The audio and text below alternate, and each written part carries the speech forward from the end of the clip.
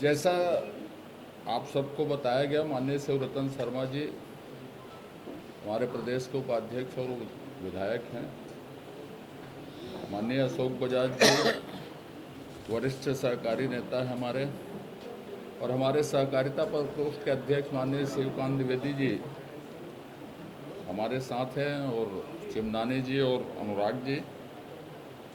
जिस विषय पर आज प्रेस वार्ता आयोजित है,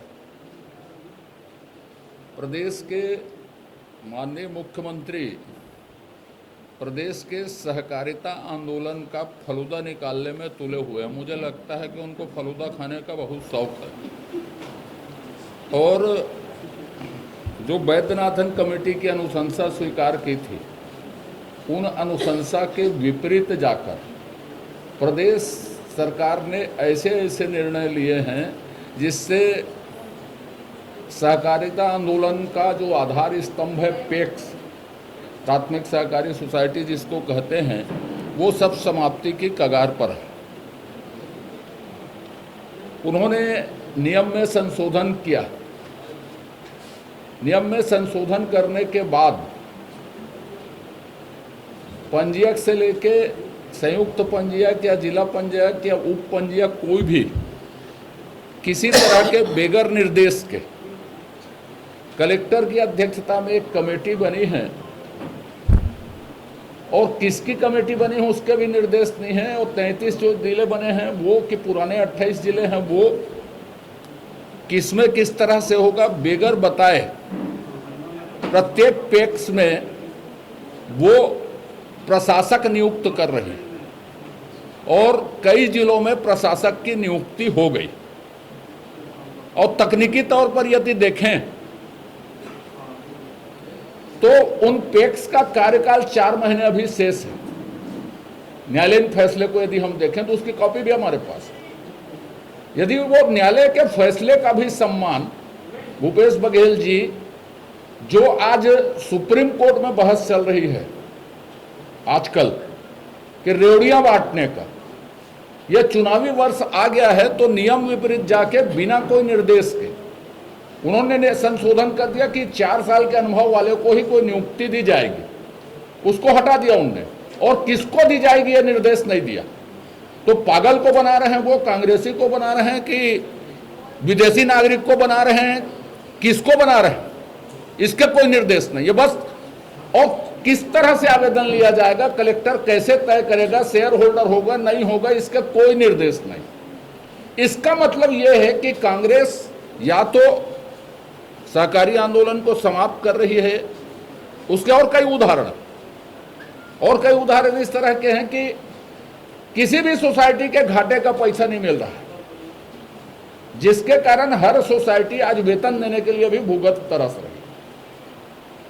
कर्मचारी नियुक्त करते थे, वो भी अधिकार अब जिला स्तर में चले गए। स्थानीय बेरोजगारों को मिल जाता था 6 महीने के लिए, जो डाटा एंट्री ऑपरेटर का, वो भी 6 महीने के लिए होता था, उसको भी उन्होंने जिला स्तर में कर दिया। और उसके लिए भी निर्देश नहीं है किसी तरह। हजारों आवेदन हैं, और इनका कहना है कि प्रदेश में बेरोजगारी 0। उसका चयन कैसे होगा, क्या होगा, सोसाइटियां कर लेती थी, अब मालूम नहीं किस तरह से होगा। तो इसको कहते हैं रेवड़िया बांटना। तो प्रदेश में सहकारिता आंदोलन पूरी तरह से खत्म। एक विषय रेवड़िया बांटने का जो हमने कहा, पंचायती राज संस्थाओं के अधिकारों को कम कर रहे हैं। पहले तो उन्होंने जो स्थायी समितियां होती है पंचायत में, जनपद में या जिला पंचायत में, उसमें एक गोठान समिति करके स्थायी समिति की संख्या बढ़ा दी। वो गोठान समिति क्या करेगी किसी को नहीं मालूम, जबकि चौबे जी अति विद्वान मंत्री, थोड़ा बहुत नहीं, मनमाने विद्वान है वो, जिसकी सीमा नहीं है कि कितनी विद्वता है उसके पास। उसके ऊपर वही कृषि मंत्री हैं, गोठान प्रबंधन समिति बना दिया। गोठान प्रबंधन समिति में ग्राम सभा से नाम जाएंगे, और वो नाम प्रभारी मंत्री उसको डिक्लेयर करेंगे। कोई भी जगह इसके लिए ग्राम सभा आज तक नहीं हुई। कांग्रेस अध्यक्ष, ब्लॉक अध्यक्ष विधायक है तो विधायक जो भी है, जिसको मन आ रहा है वो पैसा लेके सूची दे रहा, मैं आपको ये बना दूंगा, ये बना दूंगा, ये बना दूंगा। ये भी एक तरह की सिर्फ और सिर्फ चुनावी रेवड़ियां जो हैं वो कांग्रेस की है। तीसरी जो बात है कि राजीव मितान क्लब, प्रदेश स्तर पर मुख्यमंत्री अध्यक्ष होंगे, जिला स्तर पर कलेक्टर होंगे, फिर एसडीएम होंगे, फिर गांव में क्लब बनाए जाएंगे। 2000 की से कम में एक क्लब बनेगा, 2000 से ऊपर में 2 क्लब बनेंगे, ऐसा नियम निर्देश जारी किया। कौन बनेगा, कैसे बनेगा, क्या बनेगा, एक सूची वायरल हुई ब्लॉक कांग्रेस अध्यक्ष की। रायपुर में आप पता कर लीजिए कलेक्टर के पास जाके, आपके पास कितनी सूची। महापौर अलग सूची दे रहे हर जगह, विधायक हैं तो विधायक सूची दे रहे हैं, कांग्रेस के पदाधिकारी सूची दे रहे हैं। और जो 25 लाख, एक साल में 1 लाख रुपया देना है, अभी 25-50 हजार रुपये जो मिल गए हैं, उसके खर्चे क्या हुए, किस तरह से हुए, किसी को नहीं मालूम। यह भी एक तरह की रेवड़िया बांटना। तो यह सरकार मूलभूत मुद्दों से हट के सहकारी आंदोलन को समाप्त करके सिर्फ रेवड़ियां बांटने में लगी है। हम चाहते हैं, जब भूपेश बघेल जी में या कांग्रेस में इतना विश्वास है, या तो वो नियम का पालन करें, और यदि मनमर्जी से शासन चलाना चाहते हैं तो आ जाए चुनाव मैदान में। सोसाइटी आंदोलन को, सहकारी आंदोलन को समाप्त क्यों करने पर तुले। और उस स्थिति में जब केंद्र सरकार ने एक नया सहकारिता मंत्रालय बनाया है, यह परिकल्पना की है कि प्रत्येक गांव में एक पैक्स होगा, कोई 5 गांव की समिति, 6 गांव की समिति नहीं होगी। उसका मॉडल एक्ट भी पिछली कैबिनेट में अनुमोदित हो गया। यदि राज्य और केंद्र के नियम एक समान है तो केंद्र के नियम लागू होते हैं, यह सबको मालूम है। उसके भी इंतजार करने की जरूरत नहीं समझी, क्योंकि इनके लिए सहकारिता आंदोलन महत्वपूर्ण नहीं है। कांग्रेसियों को संतुष्ट करने के लिए नियम निर्देश कानून किसी तरह का पालन नहीं किया जा रहा है, चूंकि बिना निर्देश के ये नियुक्तियां हो रही है। नियम को संशोधन तो कर लिया। तो मैं तो चाहता हूं कि प्रदेश के मुख्य सचिव को इसमें संज्ञान लेना चाहिए कि यह कैसा शासन जो नियमों के विरुद्ध चल रहा है। माननीय राज्यपाल महोदया को भी इसमें संज्ञान लेना चाहिए कि बिना निर्देश के नियुक्तियों का अधिकार किसने दिया कलेक्टर को, कि किस मापदंड पर वो नियुक्ति करेंगे, इसमें संज्ञान लेके इस सरकार को बर्खास्त करना चाहिए। दूसरी महत्वपूर्ण बात,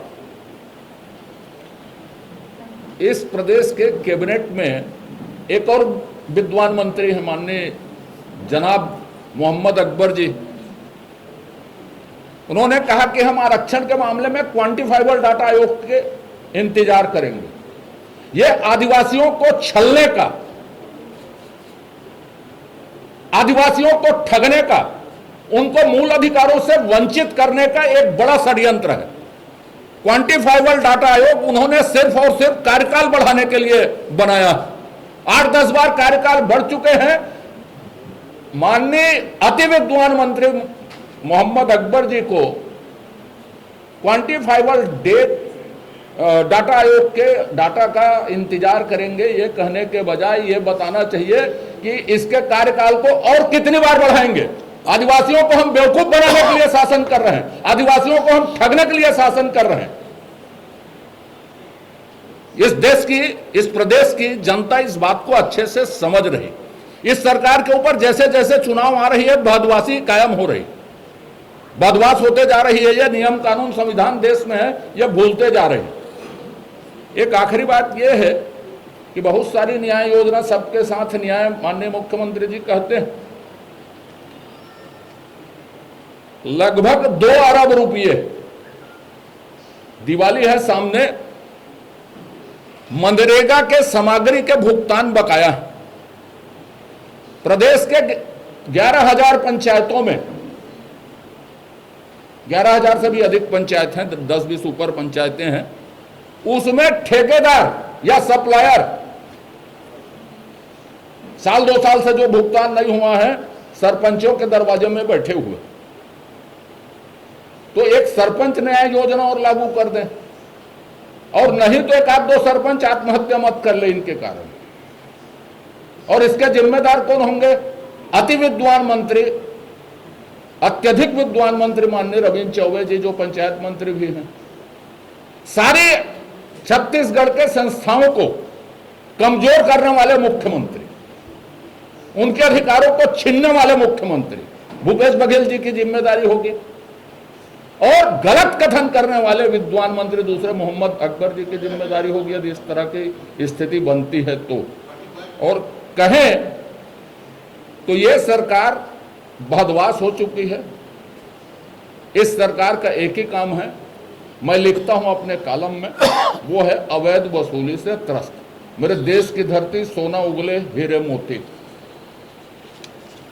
लोग सोना देख के प्रसन्न होते हैं, पैसा देख के प्रसन्न होते हैं, तो ये सरकार सोना और पैसा देख के बदमाश हो गई है, नियम कानून भूल गई है और रेवड़ियां बांटने में ही लगी है।